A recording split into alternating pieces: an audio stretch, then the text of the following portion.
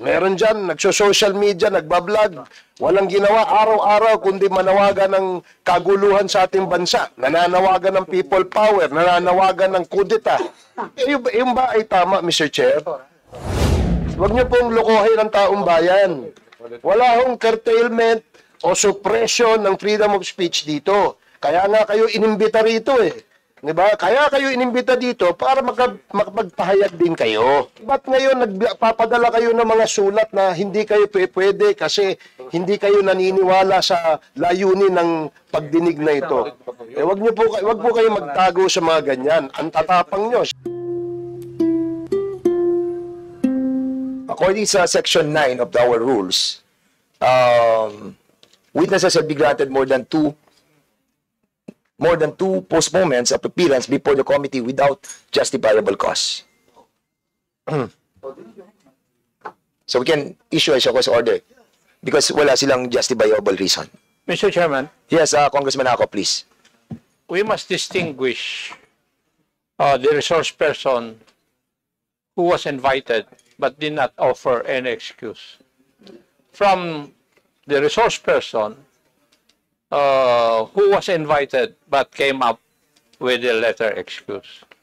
So why should we treat them the same? According to our protocols, as we have done in the previous committee hearings, those invited persons who did not offer any excuse, the next order is for them, for the committee to show cause, to issue a show cause order to explain why. And for those people who offered an excuse for their absence, it's up for the committee to determine whether the excuse is acceptable or not. Thank you, Mr. Chair. Okay, I think we have so many excuse letters that were given to us by the COMSEC. Mr. Chair, And, particularly, yes. the excuse order, the excuse letter of this Miss Elizabeth Joey Cruz. She said, I know that the time of the committee is precious and I am coming from deep concern on prudent utilization of public resources. Mr. Chair, this is contemptible. This is not respecting this committee. How dare she would say the prudent utilization of public resources? I therefore make a motion, Mr. Chair, that we issue a show cause order on this Elizabeth Joey Cruz. I move therefore, Mr. Chair. So there's a motion to issue a show cause order to that resource person. What's the name? Elizabeth Cruz. And there was a second motion. Any objection? Hearing that, the said motion is now approved. Yun po yung merong excuse letter. And there's still a lot. Like, for example, yung kay Sean Wayne, kay Maui Spencer, kay Ethel Garcia. But you have to read the content of their excuse letter.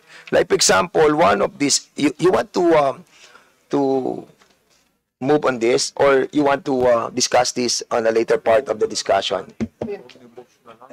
Or you want to have an omnibus motion with all of this, But there are excuse letters which are valid. Like, for example, this personality, nasa Singapore siya. So, katulad nito, out of the country, si Maui Spencer, for not being there in our country yet. Nasa Singapore siya for vacation.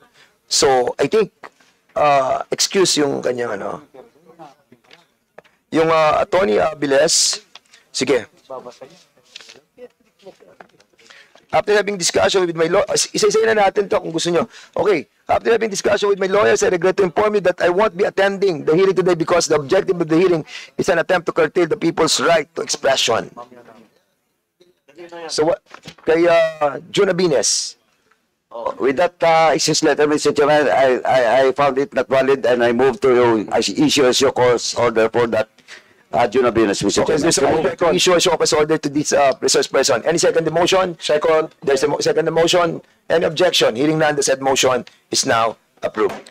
Okay, Mr. Chair, if I may, go ahead. Mr. Chair, para lang doon sa mga nanonood, ito pong hearing na ito ay hindi para kitilin o isuppress yung freedom of speech nila. Wala ho kaming ganong layunin. Ang layunin po natin dito ay gawan ng polisiya ang paggamit ng social media platforms. Dapat po meron tayong disiplina, meron tayong code of conduct, meron tayong ethics sa paggamit nitong social media. Hindi yung pagbukas mo ng social media, magmumura ka. Meron dyan, nagso-social media, nagbablog, walang ginawa araw-araw kundi manawagan ng kaguluhan sa ating bansa, nananawagan ng people power, nananawagan ng kudeta. Yung ba ay tama, Mr. Chair? Ang punto lang natin dito is magkaroon tayo ng ganitong regulasyon o regulatory policy para kagaya po ng mga broadcasters, meron po silang KBP, kagaya po ng mga manunulat sa dyaryo, meron po silang NUJP. They're all bound by rules and regulations. But in this social media, the use of social media platforms, unfortunately, wala po tayong ganyan sa ngayon. At hindi po pwede na gawin pong rason ng mga yan na meron tayong freedom, na kinekertail natin yung freedom of speech nila. Huwag niyo pong lokohin ang taong bayan.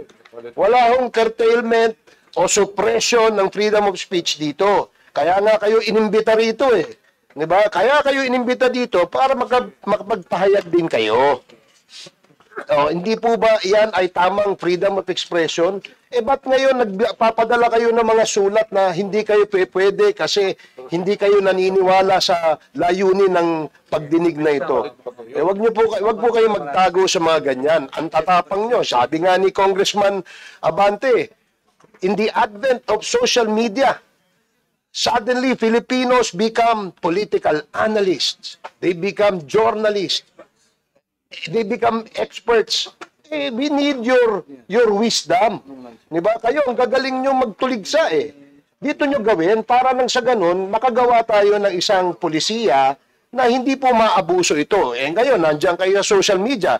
Kung mag-retire kayo, hindi na kayo nagbablog. Paano kaya yung mga susunod na mga vloggers? Yun lamang po ang layunin natin dito. Kaya wag kayong magdahilan na hindi kayo nagpupunta rito dahil hindi kayo pupunta dito kasi hindi kayo naniniwala sa layunin ng investigasyon na ito. We want to craft a policy, a remedial legislation so that there will be discipline and code of ethics in the practice and use of our social media platform, Mr. Chair. Thank you. 7 na lang naman pala to. So, tapusin na natin. Maikli na lang to. Ito may excuse letter din si Mark Anthony de la Cruz Lopez. I was supposed to stand in front of this committee today in what has been asserted as inquiry on fake news peddlers, narco-bloggers, and POGO-funded bloggers in aid of legislation. I would have loved to really open up and tell you my story on how I evolved from being an ordinary citizen. Mahaba po siya, mga 5 pages siya. Pero tinitingnan ko po, you see Mr. Fernandez and Barbers, I reiterate that I am a citizen of the Republic and I actually understand that the premise of your so-called inquiry is without basis, nor cannot understand on solid legal ground. I therefore invoke my rights as provided for in the Constitution and decline your invitation. So, mahaba po yung kanyang letter and I cannot understand fully, but this is the content of the letter. So, what's the pleasure of the body? Mr. Chairman, once again, the letter that was sent to this committee is not valid. I move to issue a cause order for that invited guest. Okay, if there's a motion to issue a cause order to Mr. Mark Anthony Lopez, any second the motion? Second. Any objection? Hearing none? Yes, the said motion is now approved. Okay, ito naman galing kay Attorney Trixie Angeles. I respectfully decline this invitation as I question the legality of the inquiry as well as the proposed legislation for being violative of the constitutional guarantee of free speech. Is she a lawyer? Is she a lawyer? Yes, Attorney Trixie. A lawyer. I think, attorney. So what's the pleasure of the body? Mr. Chairman, I might have two motions, Mr. Chairman. First motion, Mr. Chairman, is to issue a show cause order to Attorney what? Trixie Angeles. Attorney Angeles. Show cause din yan. That is my first motion, Mr. Chairman. Okay, about the... I second the motion. Duly seconded. Any objection? Hearing none, the said motion is now approved. My second motion, Mr. Chairman, is for the legal department of this House to study if ever there is a violation, because he is an officer of the court. And he should respect the constitutional duty of Congress. And question of legality, Mr. Chairman, I respectfully move that we will consult the legal department of this House for a possible disbarment case against Attorney Trexie, ano apelyido? Angeles po. So move, Mr. Chairman. The COMSEC is hereby directed. Oh, no, it's a motion. So there's a motion to... Second. Wait. Your motion is to ask the legal The department. legal department for a possible disbursement case against Attorney Tricia Angeles. So there's a motion cited by Congressman Paduano. Any second the motion? Duly seconded. Any objection? Hearing none, the said motion is now approved. About Richard Mata, thank you for your invitation. I just received this yesterday, just a day before the event. I consulted my lawyer and was advised not to attend. The late invitation plus the unclear purpose of the event, we support the freedom of speech. So, what's the pleasure of this body? The same thing with the others, Mr. Chair. I would like to make a motion I to think we have a issue show cause order on her.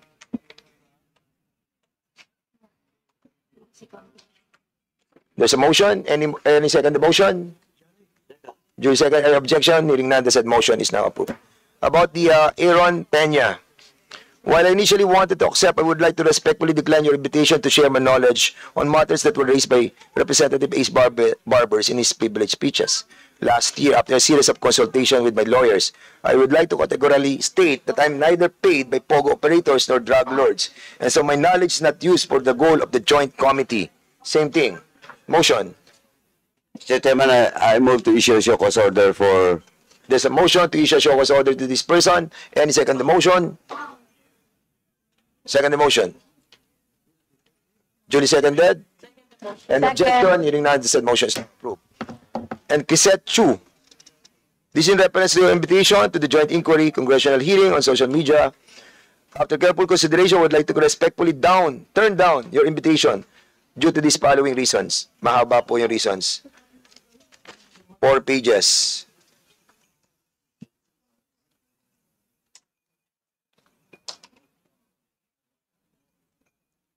And sa nababasa ko ba, ang tema niya ay justification of the laws protecting their rights.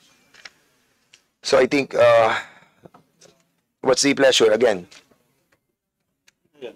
I think it's not about health reasons or whatever. It's also justifying not to be present on today's hearing. Once again, Mr. Chairman, I move to issue a show cause order There's for a the motion mentioned to invited guests. show cause order to Ms. Chrisette Chu, and this was duly seconded. Hearing no objection, the said motion is now approved. About the Sean Wayne, it's a long excuse as well.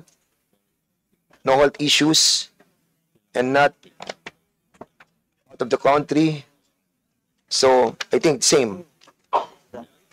No, it's not out of the country.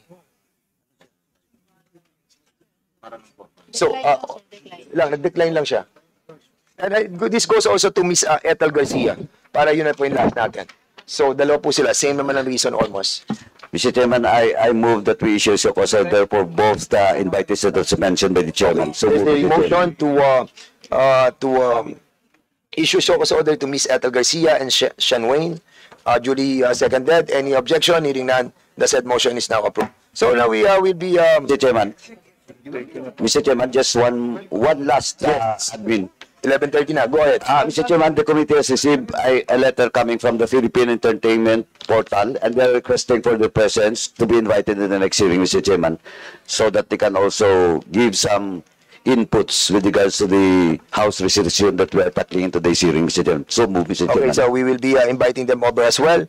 There's a motion, duly seconded by Congressman Luiso. Any objection? The said motion on the said motion, hearing no objection, the said motion is now approved.